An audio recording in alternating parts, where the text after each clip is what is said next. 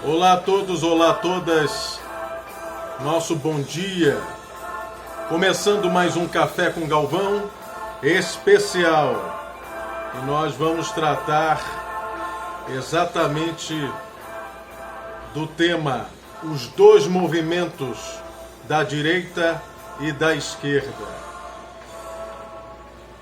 Quero agradecer a sua presença aqui. Antes da gente tratar do nosso tema, eu quero convocar você a curtir a nossa página aqui no Facebook, a página Rafael Galvão, curtir e divulgar a página. Eu agradeço a você todo o carinho e toda a consideração por estar aqui com a gente a todo tempo, o tempo todo. E eu quero também pedir a você que ajude a divulgar, que se inscreva no nosso canal TV Galvão. Nosso canal começou agora, está pequenininho, mas eu acredito que a força dos colaboradores da nossa página pode fazer do nosso canal um dos maiores canais do YouTube. Então nos ajude. Antes da gente dar entrar no tema, mas perpassando por ele, a gente sabe, por exemplo, que há um tempo atrás no YouTube só existia youtubers de direita tratando das questões do fascismo brasileiro, tratando das questões do bolsonarismo, tratando, enfim, das questões da direita, da segregação, do pensamento e do discurso do ódio, do pensamento e do discurso contra a esquerda, contra a construção da unidade mais popular. Esse discurso criminalizava a esquerda e os esquerdistas, os progressistas, né, de uma forma geral. Então nós precisamos estar fortalecidos nas outras demais redes e principalmente agora no YouTube. Por isso eu peço a sua ajuda, eu peço a sua colaboração. Nos ajude a poder caminhar, né, e ajudar a levar valores como a democracia, a liberdade, a soberania nacional e também levar os temas das minorias políticas que por vezes no Brasil são maiorias numéricas. As minorias políticas indígenas, as minorias políticas dos nossos irmãos e irmãs pretos e pardos que formam a grande população negra do Brasil, aos nossos irmãos LGBTQI+, aos nossos irmãos que vivem nas periferias, né, limitados, né, no seu caminhar dos seus sonhos e da vida pela pobreza, pela miséria, pela segregação. Então, a gente precisa se fortalecer para poder fazer esse país um lugar mais justo, um país de todos e não apenas país de alguns ou de meia dúzia de uma elite endinheirada em detrimento de uma massa que vive oprimida pela pobreza, pela miséria, pela segregação, pela falta de acesso às oportunidades, coisa que a gente viu no governo do PT. Pobre, preto e periférico e indígena terem acesso às oportunidades na educação, no trabalho. Lembrando que nos governos do PT o país chegou a praticamente a ser um país com quase nenhum desempregado, né? com empregabilidade quase que total. Coisa nunca antes vista na história desse país, como diz Luiz Inácio Lula da Silva. Quero aproveitar e fazer uma homenagem singela ao grande homem, ao gênio brasileiro da educação, nosso querido professor Paulo Freire, que ontem, se vivo estivesse, encarnado estivesse, completaria 99 anos. Mas os gênios não morrem. Então, onde estiver, que recebam nosso abraço, nosso carinho, a nossa homenagem ao grande professor, educador, pensador da educação do oprimido, da pedagogia do oprimido, da pedagogia do excluído, professor Paulo Freire. Bom, meus queridos, ontem, falando em redes, né? Ontem, o hashtag mais falado em todas as redes e no Twitter também, onde a esquerda tem crescido e tem tomado conta, graças a Deus e graças aos esforços dos nossos companheiros.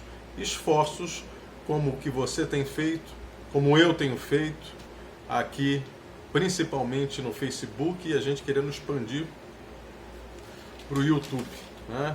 O hashtag Haddad Lula 2022 foi o hashtag mais comentado, mais divulgado, mais difundido nas redes sociais ontem. No Brasil. Então, isso é para mostrar que nós não precisamos de robozinho. Quem tem militância não precisa de robô. Quem tem militância não precisa de Steve Bannon e sua quadrilha que estão aí tentando fazer a cabeça das pessoas, iludir os incautos, difundindo fake news, mentira. Nós vamos combater a mentira com a verdade, porque ela de fato é libertadora e é libertária. Onde tiver uma semente de mentira do bolsonarismo, do fascismo brasileiro, do protofascismo governamental, nós estaremos desfazendo a mentira com a verdade que liberta, e não só com palavras, mas com ações. Porque, como já dizia o grande pensador do marxismo, o Lenin, a prática é o critério da verdade. A prática é o critério da verdade. Nossa verdade expressa, ela só é materializada através das nossas ações.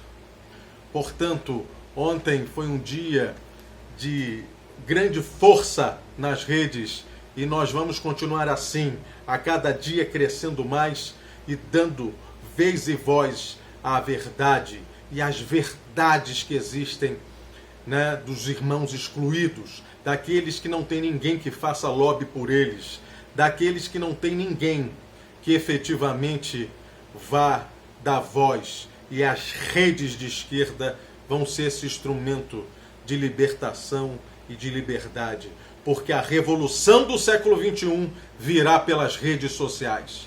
Escrevam o que eu estou falando. As revoluções e a grande revolução do século XXI virá e virão pelas redes sociais, por pessoas simples do povo que vão usar esse instrumento como um instrumento que vai ampliar a voz dos excluídos, ampliar a voz daqueles que não têm voz e nem vez. Esse é o momento da virada. É a partir de agora, né? E o nosso comandante Luiz Inácio Lula da Silva se apercebeu da importância das redes, está interagindo, está falando, está se expressando. A sua inteligência é realmente fascinante. Ninguém chega com tantas forças contrárias da burguesia, do rentismo, né, trabalhando contra, né, após 3 eleições que foram pavimentando o caminho para a vitória em 2002. A gente vê que o Lula né, com a sua capacidade interpretativa do mundo, das coisas, da necessidade, entendendo a complexidade da sociedade brasileira e do histórico, um pouco mais, meus queridos amigos e irmãos da TV Galvão e da página Rafael Galvão, há um pouco mais de 110 anos, 120 anos, 130 anos, nós éramos apenas um país de escravos. Para tirar isso da cultura, essa cultura da mente das pessoas, é algo muito difícil de se fazer. É algo muito complexo, né? Complexo de se fazer. Então é importante que a gente tenha em mente, né, que essa complexidade, né, a gente entendendo o que é complexo, a gente vai trabalhar com aquilo de forma prática e simples, traduzindo as verdades para que as pessoas possam entender, compreender e interagir, serem impactadas com essa verdade. E o Lula tem essa capacidade. É um grande comunicador, é um homem com um coração de menino.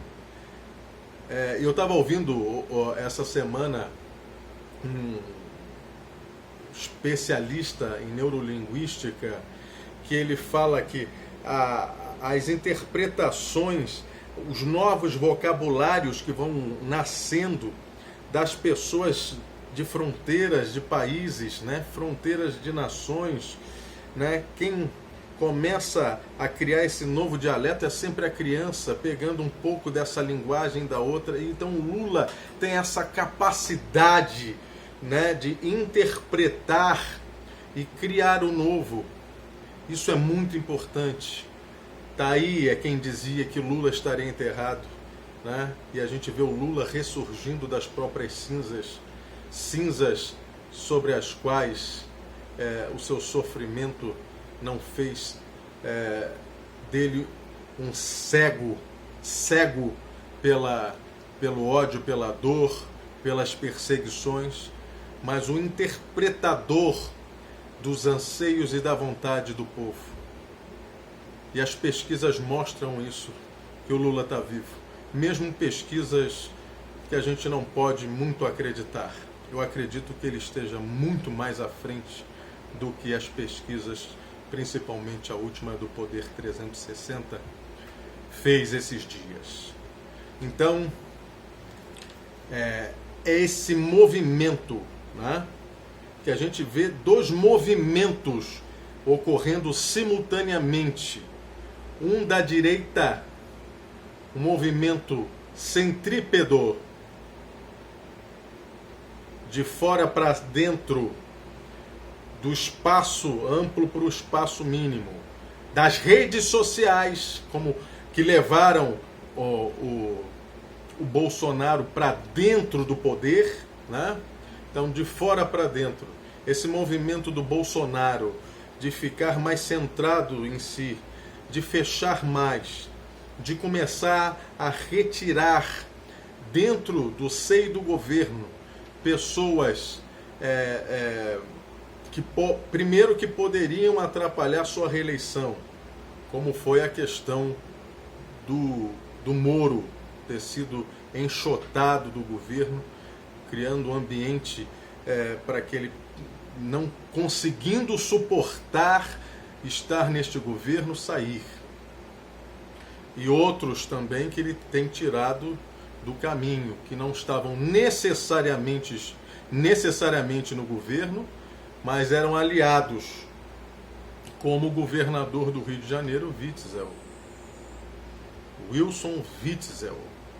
Então, a retirada do Witzel com 4 meses de eleito, de empossado, aliás, ele já falava em ser candidato à presidência da República, fazendo acender uma luzinha vermelha lá no Palácio do Planalto. Foi apiado e retirado. Vai ser empichado, e já antes de ser empichado, sofreu a humilhação de ser retirado, né, pelo STJ, né, Superior Tribunal de Justiça, numa ação efetivamente monocrática de um ministro, que depois, no colegiado lá, foi mantido, embora o ministro tenha sido exortado publicamente que não se retira do poder um homem eleito com uma ação monocrática de um ministro, como uma canetada de um ministro, de um juiz do Superior Tribunal de Justiça tivesse mais poder do que os mais de 13, 14 milhões de eleitores no Rio de Janeiro. Então, ele está retirando da frente, está retirando os radicais, tirou Weintraub, deu a ele um prêmio de consolação com um salário na casa dos centenas de milhares de dólares, né? Ganha em dólar, né? Está lá no Banco Interamericano. Não está afastando, né? Está silenciando, né? Os militares estão calados. O Olavo de Carvalho já não tem mais espaço para falar suas impropéries, suas... deixa para lá, até para não dizer, porque se ele não se respeita, a gente tem que respeitá-lo até pela idade, né? Mas as suas palavras degenerativas, né? Suas palavras deletérias. O general Heleno está calado, o porta-voz foi retirado, não tem mais porta-voz, o Salles está na moita, embora essa polêmica toda aí ocorrendo com relação à Amazônia sendo incendiada e o Pantanal também por incêndios criminosos, né? Tem que se apurar. Mas enfim, ele está abrindo o caminho, né? Eu de fato não acredito que seja tudo uma arquitetura da sua cabeça. Talvez do Moro, talvez do Witzel, mas essa mudança de coiso bonzinho, paz e amor, palatável, não criando crises para o seu próprio governo, é uma estratégia que tem buscado mudar o núcleo de poder duro do governo, que estava no colo, no seio, no âmago, nos intestinos dos radicais talibãs evangélicos que tinham uma grande influência no seu governo. Há quem diga que a Damares vai ser indicada para o Supremo Tribunal Federal, ou seja, ele quer retirar a Damares, que talvez seja a última grande representante do fanatismo religioso dentro do seu governo, e colocá-la ali numa posição de pedestal, né, que é o Supremo Tribunal Federal, de vedete, para que ela possa sair do caminho, não ser mais nada, não ser mais uma pedra de tropeço para o seu governo. Ele não ter que precisar tirá-la lá do ministério e botar em outro lugar dentro do governo. Ela sai do contexto político, né? Não sei se ela tem capacidade intelectual e jurídica para ser aprovada pelo Senado para ser a mais nova ministra do Supremo, né? E lá ela vai precisar estudar, ela vai precisar se inteirar até para que se faça as suas argumentações muito bem pautadas dentro das normas, da lei, do conceito, né?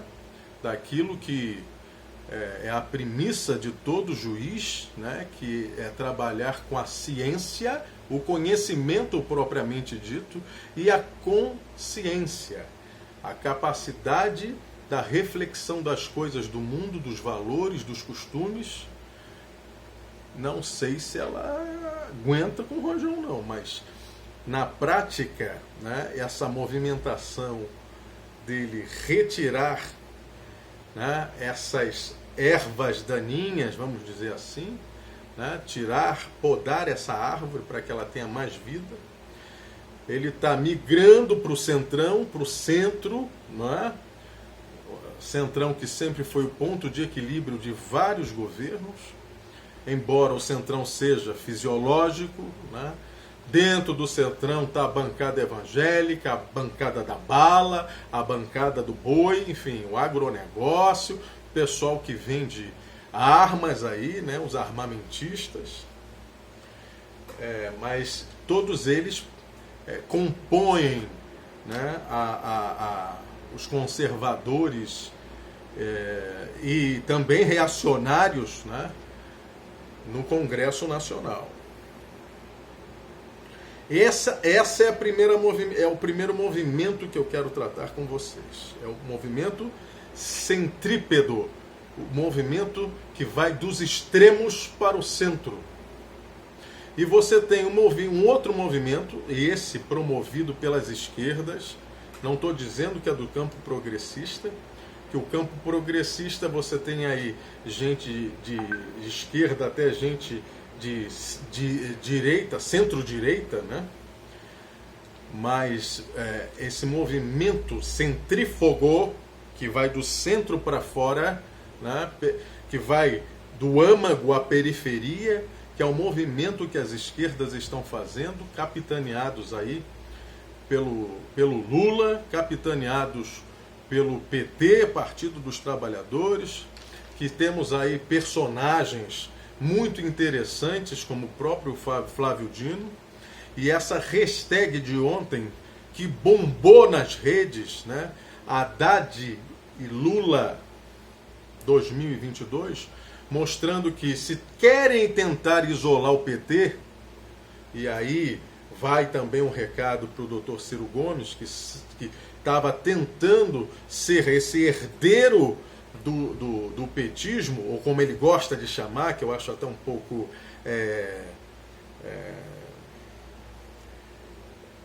deletério, um pouco ambíguo, né? Que é o lulopetismo, né? É uma pecha que tentou se colocar em cima do Lula, né? Achando que ia pegar os despojos do lulismo, né? E do petismo, achando que o PT e o Lula seriam efetivamente defenestrados da política brasileira, fez um movimento para o centro. Está fazendo um movimento errado. E a pesquisa do Poder 360 demonstra a desidratação da candidatura de Ciro Gomes nesse momento. Ciro Gomes hoje, infelizmente, porque eu acredito que ele seja um quadro importante para o país, mas ele se colocou nessa arapuca, nessa cama de gato, né? O Ciro Gomes está caminhando para se tornar uma nova Marina, que numa eleição quase vai para o segundo turno, depois apoia o Aécio, a Dilma ganha e o Aécio depois cai em desgraça, porque toda aquela podridão aparece, emerge. E onde está o Aécio hoje? Eu não sei onde está o Aécio. Onde está o Oli? Eu não sei. Mas com certeza ele se incapacitou para qualquer candidatura majoritária, inclusive nas Minas Gerais. Então o doutor Ciro Gomes fez um movimento errático, errôneo. E achou também que poderia pegar aqueles eleitores ali médios que votaram no Bolsonaro, mas se decepcionaram com ele. Então Ciro ficou no meio, levando inclusive para o meio o PDT, que historicamente sempre foi um partido de esquerda, do trabalhismo como meio para se chegar ao socialismo democrático no Brasil. O Brizola, que é um ícone da esquerda no Brasil, o Brizola, que era anti-imperialista, seu discurso anti-imperialista, antissistema financeiro. O Brizola, que era exemplo para todos nisso, que era o grande ícone do PDT, que hoje parece estar crescendo muito mais o número de ciristas do que de brizolistas dentro do partido. Então a gente tem essa movimentação errática do Ciro, e ao mesmo tempo você tem a movimentação das esquerdas adentrando as redes sociais, ampliando cada vez mais a sua participação, ampliando cada dia mais o número de seguidores, o número de adeptos das páginas, dos canais, né, migrando. Então, esse movimento de dentro para fora, de dentro do seio do petismo, de dentro do seio dos social-democratas, dos socialistas, né, dos ecossocialistas, que são aqueles que têm uma visão socialista, mas também uma visão de meio ambiente, uma visão de que a gente precisa salvar a nossa casa, que é o planeta Terra, para que a gente salve a humanidade também, e ao mesmo tempo tendo a visão de que as questões ambientais não são tão somente ambientais, elas são socioambientais, porque os desequilíbrios provocados pelo capitalismo, os desequilíbrios de ter tão poucos com muito e ter tantos com nada, isso também influencia o meio ambiente quando uma massa ocupa de forma desordenada uma área, e ali você acaba com mananciais de águas, você transforma riachos, igarapés, rios em valas negras, onde ontem se bebia água e se tomava banho, hoje só esgoto e fezes que correm naquele lugar. Então essas pessoas irmanadas é que estão levando e fazendo levar e ampliar, né, a esquerda, o pensamento socialista, o pensamento democrático, o pensamento da liberdade de pensamento, o pensamento da liberdade de pensamento. Veja você, parece redundante, mas não é. Então, precisamos ter essa compreensão e saber que é muito benéfico esse movimento de dentro para fora que vem do seio da esquerda, se comunicando, falando, comentando, né, dialogando, sem manha do gato, sem trapacear, sem ter a necessidade efetiva e definitiva de ter que utilizar robôs, sistemas, logaritmos e etc. para poder manipular a mente de quem quer que seja, mas trabalhando com inteligência, com seriedade, com verdade. Porque as pessoas hoje querem a verdade. As pessoas querem poder se comunicarem com pessoas verdadeiras, de carne e osso, que têm méritos, que têm qualidades, mas que também têm defeitos, que são humanas, que erram, que pedem perdão, pedem desculpa, né? Que quando erram no intuito de acertarem, e quando erram, vêm e pedem perdão, né? Como foi o caso do Lula, numa entrevista, parece ao Brasil 247, ou foi Diário do Centro do Mundo, eu não me recordo, em que ele fala sobre a questão do Batiste, que para ele acreditava que de fato o Batiste não era um pilantra, um assassino, mas era um homem perseguido pelo sistema capitalista, né? E que se ele errou, ele pede desculpas, ele pede perdão. E essa é a grandeza do ser humano, Luiz Inácio Lula da Silva, essa grandeza de ser humano, que qualquer um ser humano que tenha qualidades humanísticas, né? Sejam elas dos socialistas, sejam elas dos verdadeiros cristãos, né? porque o cristianismo primitivo, no início de tudo, está lá escrito no livro do Ato dos Apóstolos, né?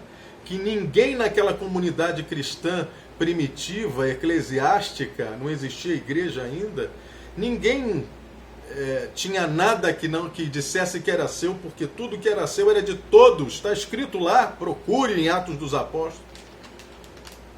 Foi o primeiro kibbutz, foi a primeira comuna que se tem notícia na história da humanidade. Foi no ano, a partir do ano 30, ali com a comunidade de Jerusalém. Então é importante que essas várias faces e nuances dos nossos irmãos, companheiros, amigos, camaradas, marxistas, cristãos, social-democratas, socialistas, né, ecossocialistas, trabalhistas, né, todos esses companheiros estejam de fato nas redes lutando pela democracia, não só o direito de votar e ser votado, não só o direito de se expressar, não só o direito de se comunicar, de ter o contraditório, mas uma sociedade efetivamente democrática. Democrática nos acessos às oportunidades. Democrática na questão econômica, onde todos possam ter direito à comida, a um teto, a estudar, a ter acesso a saneamento básico e à saúde. É o mínimo do mínimo para que nós consigamos fazer da humanidade um lugar, um ambiente, né, melhor para se viver, e esse planeta ter uma sobrevida maior e uma qualidade de vida para todos, que possamos ser, né, no mundo de distopias, nós possamos ainda acreditar nas utopias. O sonho a ser alcançado e realizado, né, de um mundo diferente desse mundo que a gente vive, onde você vale o que tem, se você não tem, não vale nada, que o poder do dinheiro, né, esmaga o ser humano, né? Como diz a canção lá do Nordeste, cantada até pelo Fagner, né? Quem é rico mora na praia, mas quem trabalha não tem onde morar. Quem não chora dorme com fome, mas quem tem nome joga prata no ar. Acabar com isso. Acabar com isso. E fazer com que o mundo seja um mundo diferente, para que a gente possa viver com qualidade, com liberdade, e que a gente possa ter direito a buscar a nossa felicidade. Eu só tenho que agradecer a sua presença. Um excelente dia, que seja de vitórias para todos nós. Muito obrigado.